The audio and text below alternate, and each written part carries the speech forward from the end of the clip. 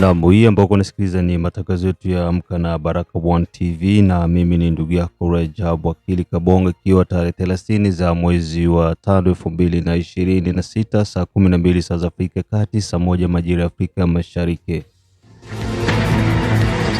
Ili kwa kwanza kupata habari zetu za moto kila siku, tafadhali like pia subscribe Baraka One TV. Tuko pia Facebook pamoja na TikTok, like na follow page zetu, na hivyo utakuwa kwanza kupata habari zetu za moto kila wakati. Na kwanza ni muhtasari mwenyewe wa habari za moto. Kivu ya Kusini, utulivu waanza kurejea uwanja wa vita, huku mateka wa M23 wakitoboa siri nzito. Maeneo ya Mulambula, Lutukula yaingia mikononi mwa wazalendo pamoja na FARDC baada ya kuwapiga magaidi wa M23. Kinshasa, Constant Mutamba apata pigo kubwa baada ya kupigwa chini, ukweli wajulikana. Ituri, Gavana Luboya Kasha Majoni atoa hofu raia kuhusu usalama wa Ituri pamoja na ugonjwa wa Ebola. Usikose pia kushiriki na sisi kupitia Operation Saidia Muzalendo, na vile kuendelea kusubscribe na kulike Mwangaza TV, ambako utakuwa unakutanana na baadhi ya matukio yote ambayo yanazidi kurindima kutoka mashariki mwa Jamhuri ya Kidemokrasia ya Kongo.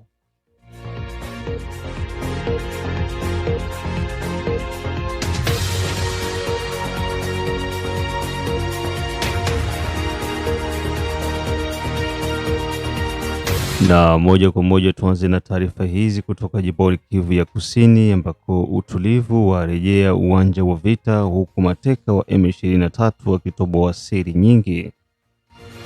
Kwa sasa utulivu kidogo jimboni Kivu ya Kusini umeanza kurejea, tukianza na milima ya huko nyanja ya juu pamoja na ya kati, Minembwe, Itombwe pamoja na sehemu mbalimbali Mikenge, ikiwemo pia Point Zero na hata Alenge pamoja na maeneo ya Nzibira. Kwa sasa maeneo ya milima ya nyanja ya juu utulivu umerejea. Vikosi vya serikali, majeshi ya Jamhuri ya Kidemokrasia ya Kongo pamoja na wazalendo wanaendelea kuhamasisha makundi yanayomiliki silaha kinyume na utaratibu kuweza kuweka silaha zao chini na kujisalimisha pasipokuwa na iana, na endapo hilo litashindikana, basi hatua kali zipo njiani kwa ajili ya yeyote ambaye atakataa kuweza kuweka silaha yake chini, kutokana na taarifa ya jeshi la Jamhuri ya Kidemokrasia ya Kongo FARDC. Huko milima ya nyanja ya juu, mpaka sasa vikosi vya serikali vinatumia ndege zisizokuwa na rubani maarufu kama drone za raia ili kuweza kutoa ujumbe kwa wanaomiliki silaha, zaidi makundi ya Twirwaneho, Red Tabara, M23, Android ambao wanapatikana milima ya nyanja ya juu, huku wakiwasii kuweza kuweka silaha zao chini. Ujumbe unasomeka ifuatavyo: jambo rafiki, sisi ni majeshi ya Jamhuri ya Kidemokrasia ya Kongo, tunawapenda sana, na hivyo tunawasii kuweza kuweka silaha zenu chini. Mnatakiwa kujisalimisha maeneo ya Alinge pamoja na Mikenge. Fanyeni hivyo bado muda ukingali. Endapo itashindikana, basi hatari kubwa inayokuja itashinda kuzuilika. Huo ni ujumbe wa majeshi ya Jamhuri ya Kidemokrasia ya Kongo kwa makundi yanayomiliki silaha kinyume na utaratibu, huku maeneo ya milima ya nyanja ya juu, Minembwe pamoja na kando yake. Tukirejea sasa huko maeneo ya Kabare pamoja na Walungu, ambako kwa sasa mapigano siku mbili yamekuwa ni makali kati ya wazalendo wakishirikiana na majeshi ya Jamhuri ya Kidemokrasia ya Kongo FARDC dhidi ya magaidi wa M23. Maeneo ya Mulambula, Lutukulu na maeneo kaza wa kaza njiani kuelekea Nzibira vimekwisha kuangukia tayari mikononi mwa majeshi ya Jamhuri ya Kidemokrasia ya Kongo ambao wanasapotiana na wazalendo. Kwa sasa hali inaonekana kuwa yenye utulivu. Jenerali Jericho akishirikiana na makamanda wengine wa kizalendo wanaendelea kumnyoosha adui ambaye ni M23. Zibira iko mikono ya M23, lakini wazalendo wananyemelea kando mwa Zibira, lengo likiwa ni kuichukua kabisa Zibira nzima.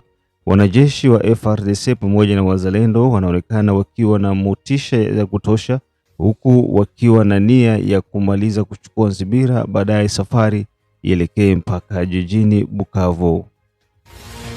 Wana baike selo baoyoka ana bato bisonne bao to botoli baene na biso nyonso selo bakonzi bangona hapa tunaona bakubwa general Wazalendo komanda wa Pwani Alpha Zulu soko kagenda radio yewana tuko pamoja. Mulambula iko tombe tai na Mulambula tombe Mulambula anzibira yote tombe hapa sasa tuko na fira tetini Alpha Zulu yeyo leto yeye naleli wana bakonzi bapanga lisusu tokota te Bukavu tode bakonzi bapanga tokota Bukavu kunande mipango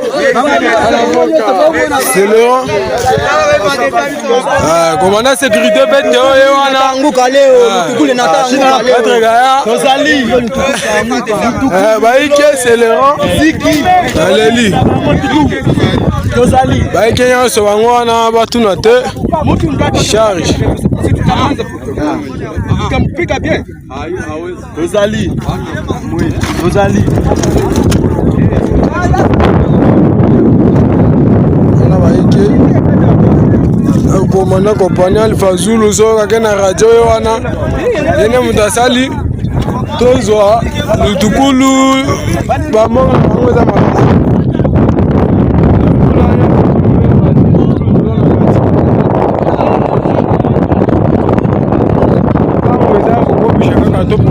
Bukavu baike selero kule bani aleli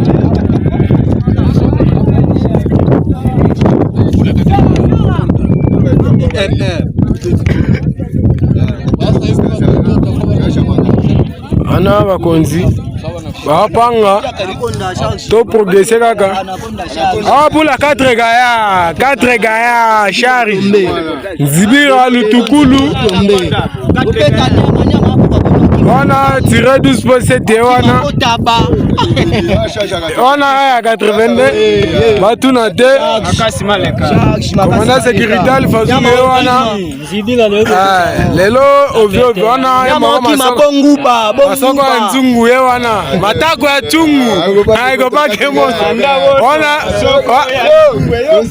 wana manu tire roquette ye wana batuna te ye moko komanda bololo baloba te Bukavu diara buka yamoki mabongo ba fourmi wana komanda kompani Alpha Zulu na general Jericho bazana mipango tokobisha kaka te Bukavu nde mwisho te kufika Goma. Docteur Munganga yene mutapeza biso badawa na komanda sécurité bazana wana boy batuna te docteur makasi maleka tire 82 wana na baboro na ye azana ngo placement banini batuna te naleli oyo moko charge siko jina rambo kudilisa na ta eyo matako chungu mako vita ya bulangri ya bula takutaka akima shina rambo wana shina rambo mupepe makambo ezali turo balobi bafantite na pa na di tozana bango mokili yango oyo yasalisala yango oyo esika tosande Bukavu tokende oyo aloba wana eza moko na bino bino moko boyebi ezali masaka nzungu mpula kategaya eza wana oyo masala biso ya 3e bataillon ye wana Dalasi aza wana tokobishaka bulu bien même oyo ezali ye moko maître plein selon identité lisoko aza wana tokabi nzibira Bukavu toke oboyo ate tokoti ye moko nano mpe charge na bango banini tala kaka komanda place nani akanze wana ya kote na ya ebeli ok wana komanda sécurité banini ye wana tala kaka suka kiti bate ayaka pembe na komanda wana bani mwana popi ye wana kuka kate abuka na wane buka mazwa na ngai umela zima kwa nekolo emo ndo bani sisi go metre mobimba kala oh shinara koloba yodo batu na toto sito ko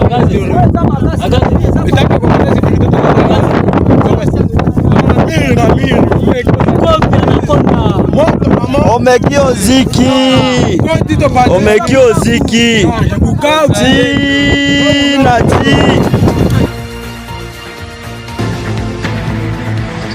Baada ya taarifa hizo kutoka milima nyanja ya juu pamoja na Nzibira na sehemu mbalimbali, huko nasikiliza matangazo ya Baraka1 TV. Kwa sasa wazalendo wanakaribia kuweza kudhibiti maeneo yote ya Nzibira, huku hasara ikiwa kubwa kwa magaidi wa M23.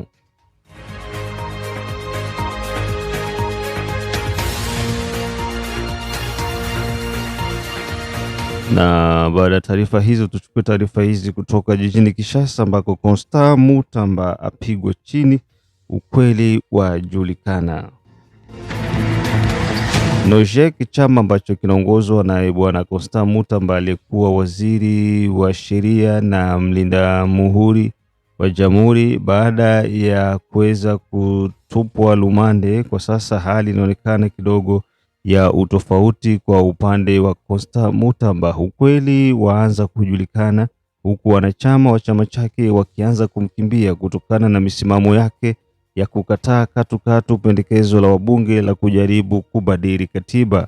Wanabunge wamefanya mchakato wa kuweza kupitisha sheria itakayopeleka nchi kwenye kura ya maoni ambayo itaelekea kubadilishwa kwa katiba, na hivyo Jamhuri ya Kidemokrasia ya Kongo kuweza kujipatia katiba mpya iliyochaguliwa kihalali kabisa na wakongomani wenyewe. Wanachama wa Constant Mutamba wameweza kukemea vikali mapendekezo na kauli tata za kiongozi wao, ambaye kwa upande wake, licha ya kuwa lumande, bado Constant Mutamba anaona sio wakati sahihi wa kuweza kubadili katiba, na hivyo amepinga katukatu kuweza kushiriki katika kuunga mkono mabadiliko yoyote ya katiba. Kitendo hicho kimeweza kufanya wanachama na viongozi wakuu wa chama hicho cha Constant Mutamba kuweza kujivua gamba na hivyo kuachana kabisa na mawazo ya Constant Mutamba, huku wakiahidi kuhamasisha nchi nzima kuhusiana na chama hicho kuweza kuachana kabisa na Constant Mutamba. Constant Mutamba kwa sasa anashutumiwa kwa ushirikiano wa karibu na alikuwa rais wa Jamhuri ya Kidemokrasia ya Kongo bwana Hippolyte Kanambe maarufu kama Joseph Kabila, na vile akishirikiana na wapinzani kwa ajili ya kupinga mabadiliko ya katiba nchini Jamhuri ya Kidemokrasia ya Kongo. Wanachama wa chama hicho wana nini la kuzungumza? Hawa hapa mbele ya Baraka1 TV. Politique de l'opposition républicaine. Nous, collectif de haut cadre de la nouvelle génération pour l'émergence du Congo, ainsi que le Nojek, de l'opposition républicaine et le leader de structure, c'est désolidarisons et désavouons la décision prise par le bureau politique et l'autorité morale Constant Mutamba Tungunga. Après évaluation de l'état de la nation et du danger que court notre pays face aux agresseurs, oppresseurs et terroristes dont la République est victime, nous, collectif de haut cadre de la Nojek, adhérons et s'engageons à soutenir la proposition de loi référendaire et réaffirmons notre soutien indéfectible à la vision du chef de l'État, son Excellence Félix Tshisekedi Antoine Tshilombo, président de la République, sur le changement de la Constitution. Nous appelons également la population de 26 provinces à adhérer massivement à cette démarche afin de garantir la sécurité et la stabilité de notre pays. Nous tiendrons dans un bref délai une conférence de presse pour éclairer davantage l'opinion sur notre position politique en tant que la vraie opposition républicaine. Que Dieu bénisse la République du Congo et son peuple.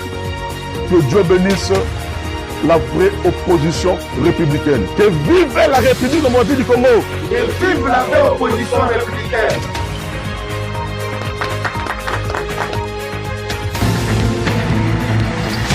Baada ya taarifa hizo kutoka jijini Kinshasa, ni kufahamisha tu kwamba Constant Mutamba mpaka sasa yuko chini ya ulinzi kutokana na kesi alikuwa nayo ya kujaribu kula fedha za umma. Wanachama pia wameweza kukimbia chama chake kutokana na misimamo yake ya kukataa mabadiliko ya katiba, na vile anashutumiwa na kulaumiwa kushirikiana na Hippolyte Kanambe kisirisiri. Unazidi kufuata matangazo yetu kutoka Australia, kutoka Canada, USA, Israel pamoja na East Africa, na wale wote ambao wako maeneo ya Afrika ya Kusini. Ejide Kizenga Tembele, King Sele Kizabe, Ayeba Mashaka, Yamba Dedone Butoto, Biondo Kilamba Mao, mzee wa state ya Maine, da Feza, da Letesha, da Asha, da Ado Nekisi Kandeke, Asimwe Baguma Samuel kutoka Czech Republic, Ramaki Afrika Kusini, Mohamed Papira Jabu kutoka Afrika Kusini, na ndugu jamaa na marafiki wote ambao mko nasikiliza Baraka One TV ya Haya Hussein. Pia sijasahau mzee Kashosi kutoka Australia. Tuingia huko mkoani Ituri ambako gavana Luboya Kasha Majonia watoa hofu raia kuhusu usalama Ituri pamoja na ugonjwa wa Ebola. Waziri wa mawasiliano na msemaji wa serikali ya Jamhuri ya Kidemokrasia ya Kongo Bwana Patrick Muyaya ameweza kufunga safari na kufika jijini Bunia huko mkoani Ituri ambako alikutana na Luboya Kasha Majoni akiwa ni gavana wa mkoa wa Ituri.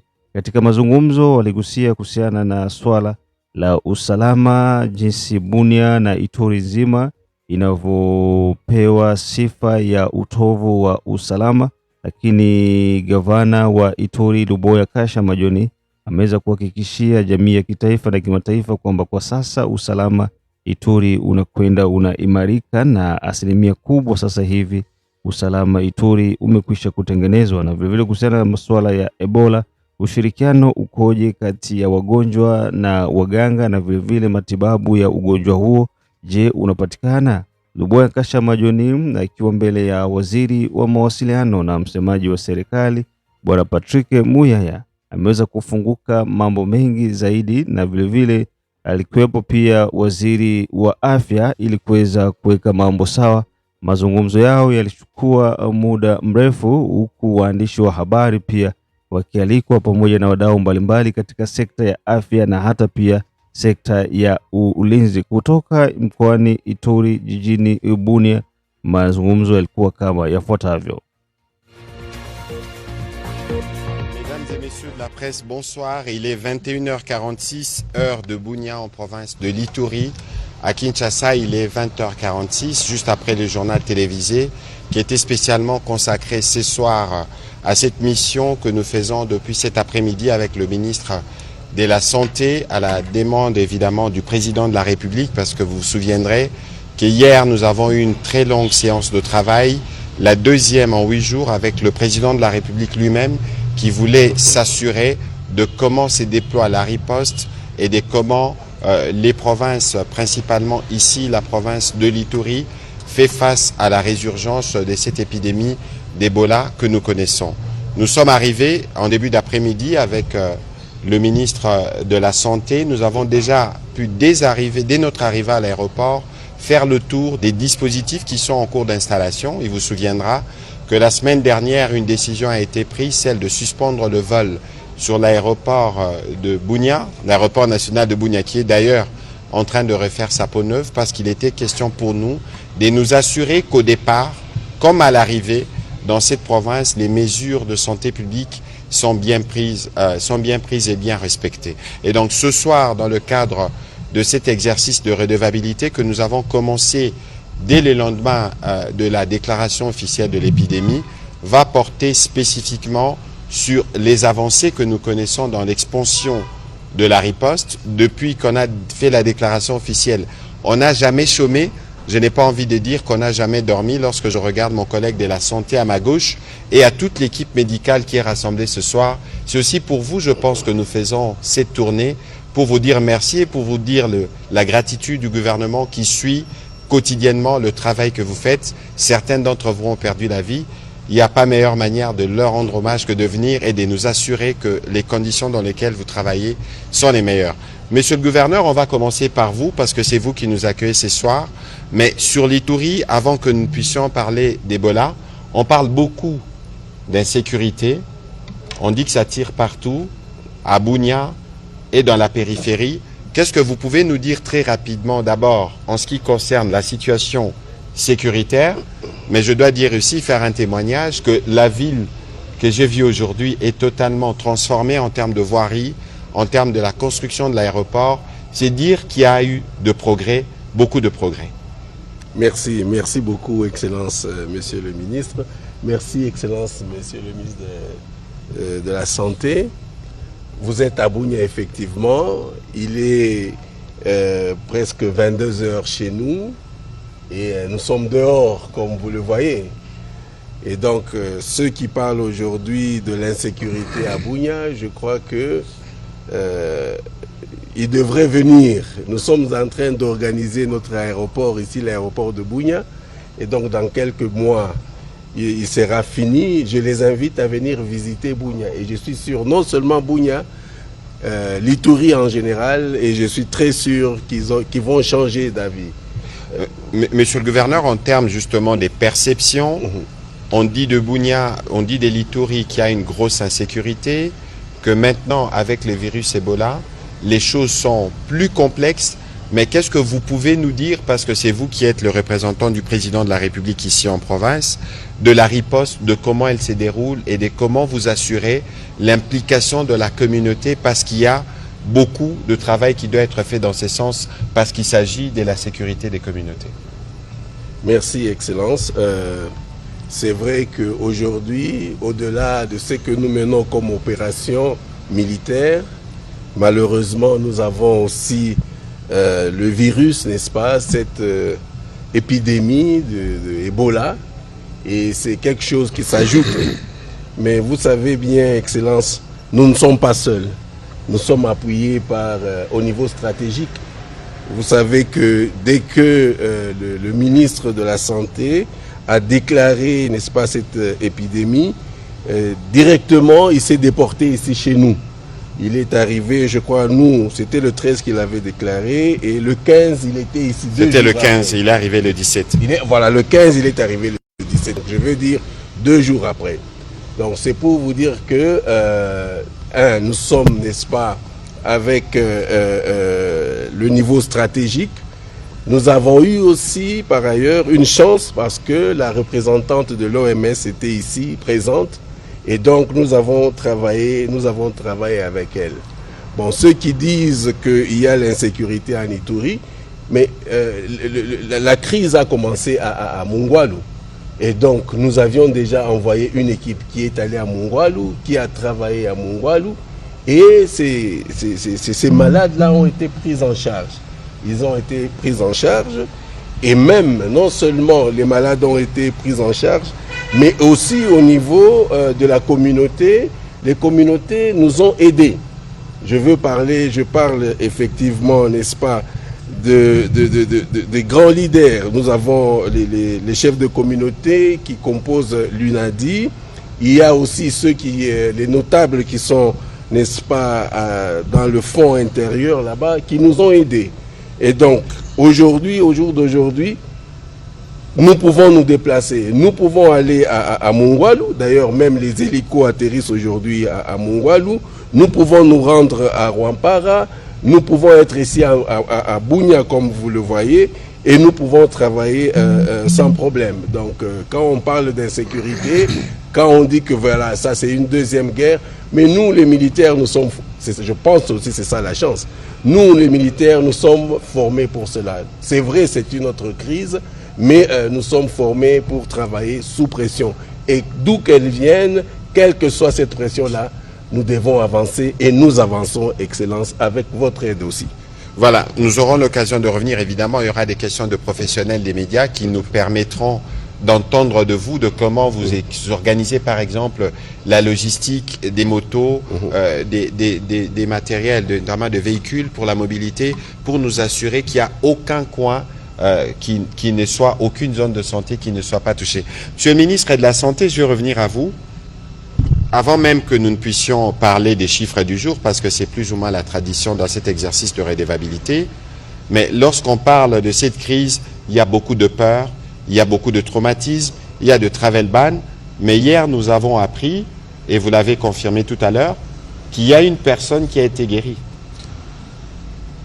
Oui, il y a une personne qui a été guérie et d'abord, avant cela, je voudrais quand même dire aussi que c'est la deuxième fois que je viens à Ituri en 10 jours et je vais vous assurer que je suis... si on me dit de revenir une troisième fois, je vais encore revenir très vite parce que la ville elle est tellement accueillante et les rues, c'est incroyable de voir les routes qu'on voit ici, de voir les constructions qu'on voit ici et surtout de voir la vie qui est ici.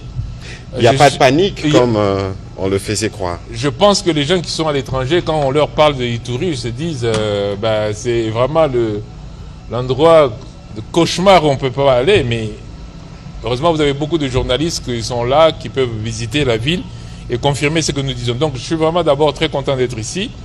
Plus content encore de venir au lendemain d'une confirmation effectivement d'un cas qui a été déclaré guéri. Na huo ndo mwisho wa matangazo yetu kupitia Baraka1 TV. Mengine tukutanane saa 10, saa 6, saa 9 pamoja na saa 12 jioni. Mimi ni ndugu yako Rajabu Wakili Kabonga.